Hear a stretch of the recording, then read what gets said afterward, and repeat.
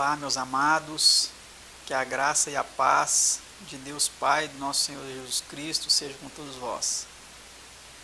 Vamos mais uma vez estudar a santa palavra de nosso Deus. E antes de fazê-lo, eu convido a você para que se coloque de joelhos, juntamente comigo, para levarmos ao nosso Deus uma prece. Vamos orar?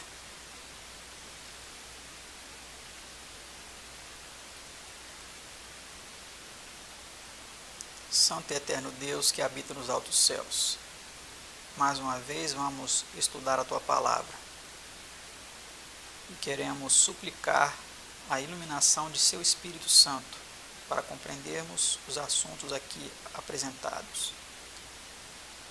Vamos estudar nessa ocasião, Senhor, a respeito do sofrimento do Seu amado Filho unigênito, que ao vir a este mundo morrer por nós, verter o sangue, efetuou tão precioso sacrifício em nosso favor. Suplicamos, Senhor, que nos ajude a compreender este tema e a valorizar, Senhor, tão grande sacrifício que o Senhor e seu amado Filho unigênito fizeram por nós. Abençoe os nossos telespectadores e suas famílias, abrindo a mente de cada um, Senhor, para compreendermos a Tua Palavra. Esses favores nós suplicamos em nome de seu amado Filho unigênito, nosso Senhor e Salvador Jesus. Amém, Senhor.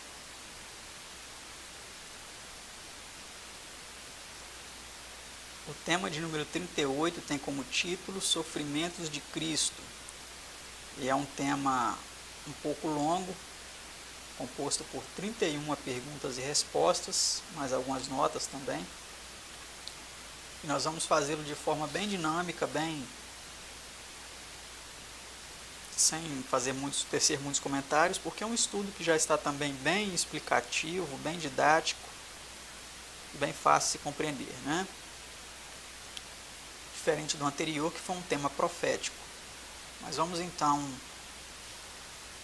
ver a respeito deste assunto tão importante, né? A respeito dos sofrimentos de Cristo, que é um tema que já estamos também bem mais familiarizados. Pergunta de número 1 diz assim: para que fim veio Cristo ao mundo? Esta é uma palavra fiel e digna de toda a aceitação, que Cristo Jesus veio ao mundo para salvar os pecadores, dos quais eu sou o principal, diz o apóstolo Paulo em sua carta a 1 Timóteo capítulo 1, versículo 15. Então, Jesus veio com a finalidade de salvar os pecadores, né? Pergunta 2. Que constrangeu Deus a dar seu Filho para morrer pelo homem?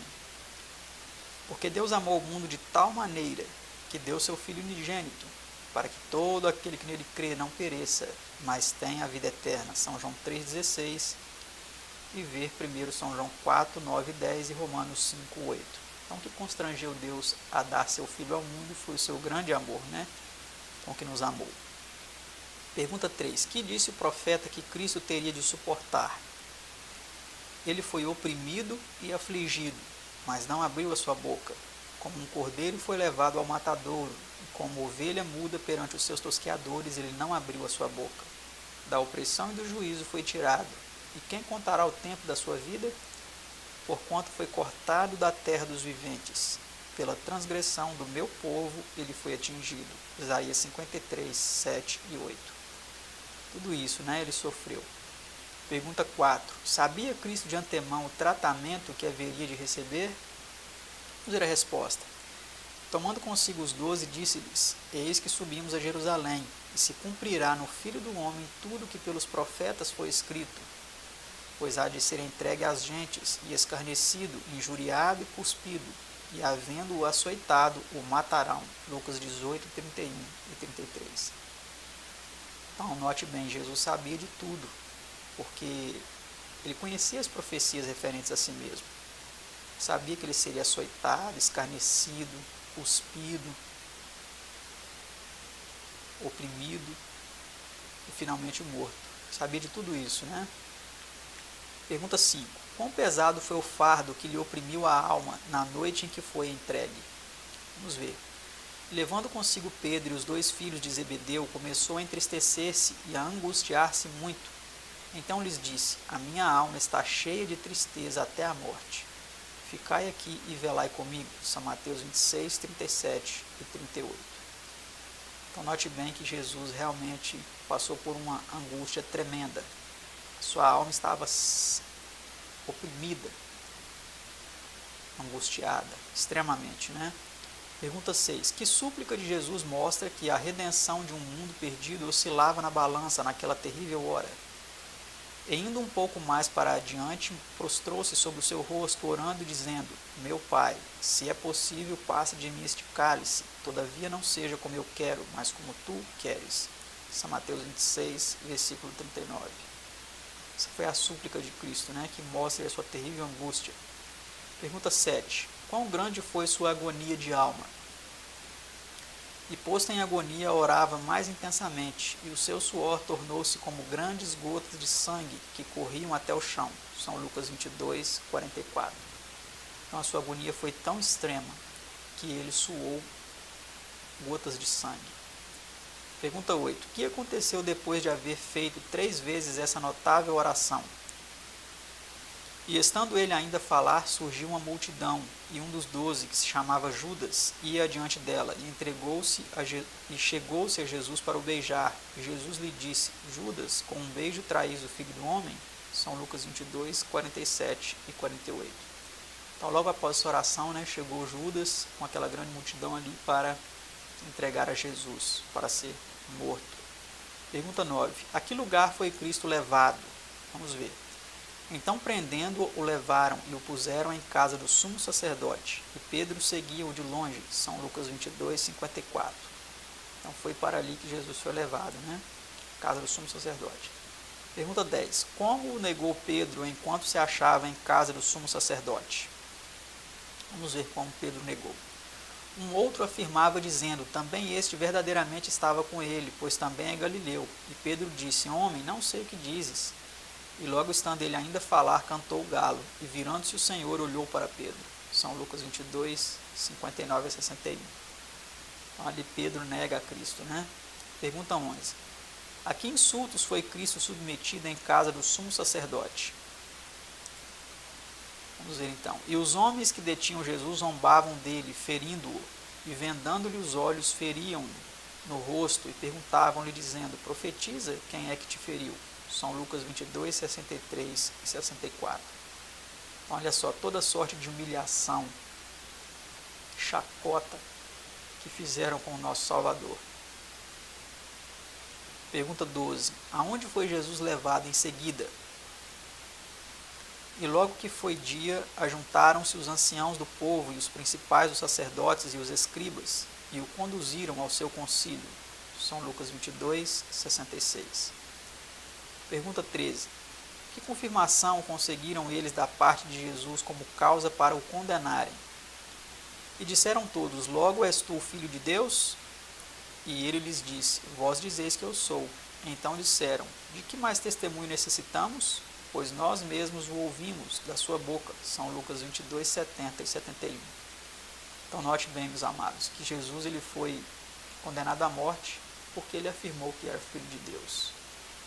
Absurdo, né?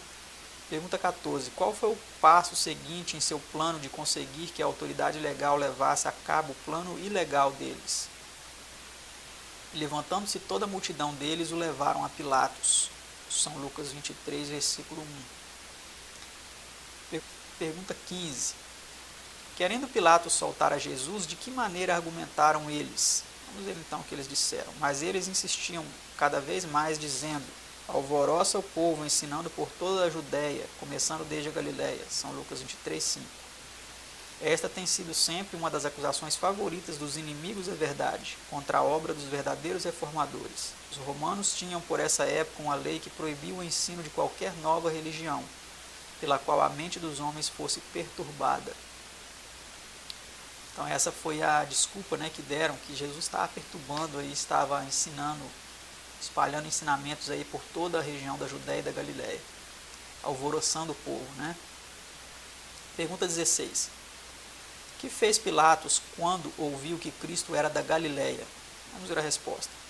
Sabendo que era da jurisdição de Herodes, remeteu a Herodes, que também naqueles dias estava em Jerusalém. São Lucas 23, verso 7. Pergunta 17. Quem compareceu para acusar a Cristo perante Herodes? E estavam os principais dos sacerdotes e os escribas, acusando-o com grande veemência. São Lucas 23, versículo 10. Mas aí, mais uma vez, aí os sacerdotes lá, né, acusando Jesus perante Herodes. Pergunta 18. A que indignidades submeteu Herodes o Salvador? E Herodes com seus soldados desprezou-o, e escarnecendo dele, vestiu-o de uma roupa resplandecente e tornou a enviá-lo a Pilatos. São Lucas 23, versículo 11.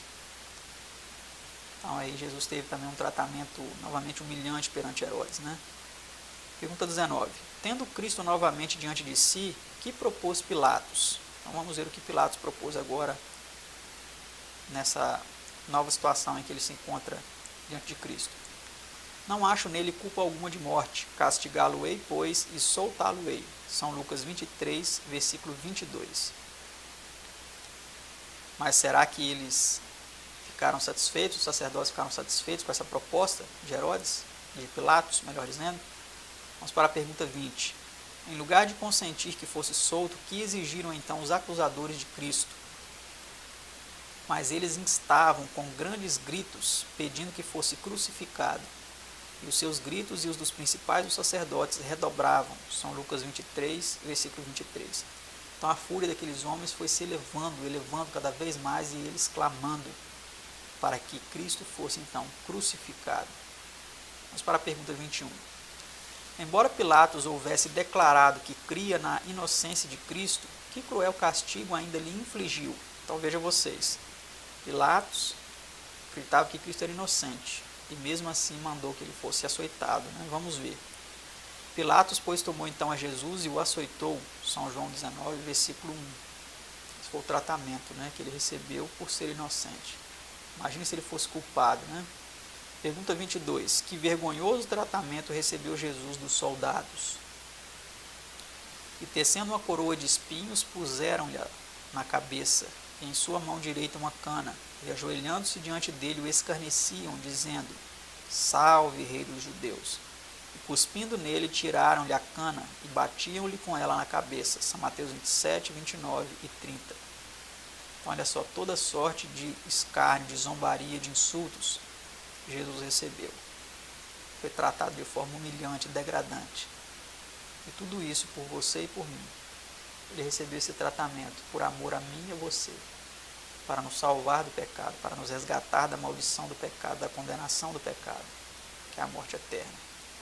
Pergunta 23. Que bebida foi oferecida a Cristo quando chegou ao lugar da crucifixão, com o intuito de o entorpecer? Vamos ver o que tentaram dar-lhe, né? Deram-lhe a beber vinagre misturado com fel, mas ele, provando-o, não quis beber. São Mateus 27, versículo 34. Pergunta 24. Em que oração manifestou Jesus o espírito do Evangelho, o amor pelos pecadores? Então, vamos ver aí o que Jesus disse nessa oração. E dizia Jesus: Pai, perdoa-lhes, porque não sabem o que fazem. São Lucas 23, versículo 34. Então vejamos, meus amados, Jesus mesmo recebendo aquele tratamento, estava orando pelos seus algozes, pelos seus torturadores, pedindo que o Pai os perdoasse, porque eles não sabiam o que estavam fazendo, e de fato eles não sabiam. Então, temos aí o grande amor de Cristo, que não estava nutrindo nenhum sentimento de retribuição de mal àqueles homens. Pelo contrário, estava pedindo que Deus os perdoasse. Pergunta 25. Com que palavras zombavam de Jesus os principais sacerdotes e outros, enquanto ele se achava na cruz? Então, vamos ver que palavras foram essas, né? E da mesma maneira também os príncipes dos sacerdotes, com os escribas e anciãos e fariseus, escarnecendo, diziam: salvou os outros, e a si mesmo não pode salvar-se. Se é o rei de Israel, desça agora da cruz, e creremos nele. São Mateus 27, 41 e 42. Em sua cegueira eles não viam que Cristo não podia salvar a outros, e ainda salvasse a si mesmo. Então vejamos, meus amados, eles ali então de forma zombeteira, dizendo: aí ó, salvou as outras pessoas, não salva a si próprio. Mas se ele salvasse a si mesmo, se ele saísse dali da cruz, seria o fim de cada um de nós, não teríamos mais nenhuma chance de salvação. Vamos para a próxima pergunta, pergunta 26. Que lhe foi dado ao clamar ele na cruz em agonia: tenho sede. Vamos ver o que deram a ele. E logo um deles, correndo, tomou uma esponja e embebeu-a em vinagre, e pondo-a numa cana, dava-lhe de beber. São Mateus 27, 48, vê São João 19, 28 e 29. Então aí, quando ele disse que tinha sede, ao invés de eles darem água para ele, eles então colocaram vinagre ali numa esponja e tentaram dar a ele vinagre. Né? Covardia que fizeram com isso, foi uma tremenda covardia. Né? Pergunta 27. Quem encerrou essa terrível cena? E quando Jesus tomou o vinagre, disse: está consumado, e inclinando a cabeça, entregou o Espírito. São João 19, versículo 30. Então aí Jesus, então, logo em seguida morre, né? Rende aí a sua vida, entrega o seu Espírito, o seu fôlego de vida, né, ao Pai. Pergunta 28. Por meio de que milagre e fenômeno da natureza indicou Deus o caráter do ato que estava sendo praticado? Então vamos ver o que aconteceu, né? E era já quase a hora sexta, e houve trevas em toda a terra até a hora nona, escurecendo-se o sol, e rasgou-se ao meio o véu do templo. São Lucas 23, 44 e 45. Nós vemos aí que até a natureza ela se comoveu, o sol deixou de brilhar, a terra tremeu, o véu do templo se rasgou de alto a baixo. Pergunta 29. Que propósito divino foi levado a cabo com os sofrimentos de Jesus? Então vamos ver qual foi o propósito, por que tudo isso? Por que Jesus passou por todo esse sofrimento, essa humilhação, escárnios, zombarias, insultos, agressões físicas, verbais, todo tipo de pressão? Por que ele sofreu tudo isso? Qual foi o propósito? Vamos ver o que a palavra de Deus vem nos dizendo. Porque convinha que aquele para quem são todas as coisas e mediante quem tudo existe, trazendo muitos filhos à glória, consagrasse pelas aflições o príncipe da salvação deles. Hebreus 2, versículo 10. Então nós vemos aí, meus amados, que o objetivo de tudo isso foi para que ele trouxesse muitos filhos à glória, né? Consagrasse pelas aflições o príncipe da salvação deles. Então foi um meio que Deus utilizou para consagrar aí o seu amado filho, né? Para salvar o seu povo. Pergunta 30 e penúltima, né, de nosso estudo. Por quem sofreu Cristo todas essas coisas? Vamos ver o que a palavra de Deus vem dizendo. Mas ele foi ferido pelas nossas transgressões e moído pelas nossas iniquidades. O castigo que nos traz a paz estava sobre ele, e pelas suas pisaduras fomos sarados. Isaías 53, versículo 5. Então, meus amados, você agora que está me assistindo, está acompanhando esse estudo da palavra de Deus, os sofrimentos de Cristo, saiba que Cristo sofreu tudo isso por minha causa e por sua causa. Ele foi ferido por causa das nossas transgressões, dos nossos pecados. Ele foi moído por causa das nossas iniquidades. Esse castigo que ele sofreu, o castigo que nos trouxe a paz, para que eu e você pudéssemos ter direito de sermos sarados, de sermos reconciliados com o Pai. Jesus precisou passar por tudo isso, sem merecer, para que eu e você pudéssemos ter direito à salvação que também não merecemos, mas que ele comprou, ele garantiu para nós, através de seu sacrifício. E o triste é que muitas vezes as pessoas, nós, né, vamos dizer assim, fazemos pouco caso de tão grande sacrifício. Que Deus nos ajude para que nós possamos valorizar esse sacrifício, render nossa vida, entregar nossa vida a Deus, suplicar dele a direção para as nossas vidas. Vamos adiante para a próxima e última pergunta de nosso estudo de hoje. Pergunta 31. Quando foi incluído no dom de Cristo? Quanto foi incluído no dom de Cristo para a salvação do homem? Vamos ver quanto foi incluído, né? Aquele que nem mesmo a seu próprio filho poupou, antes o entregou por todos nós. Como nos não dará também com ele todas as coisas? Romanos 8, 32. Nós vemos aí, né? Deus ele não poupou seu próprio filho. como também Ele não nos dará as outras coisas que nós necessitamos? Que nós tenhamos então confiança no poder de Deus, que Ele quer o nosso bem, quer o nosso bem-estar, quer nos ajudar, quer nos guiar, quer nos abençoar. Que nós valorizemos, reconhecemos este amor tão grandioso que Ele tem por nós, para nos conceder todas as bênçãos que nós necessitamos em nossa vida. Que Deus os abençoe, meus amados. Você compartilhe esses estudos com as outras pessoas. Convide seus amigos para assistir esses estudos.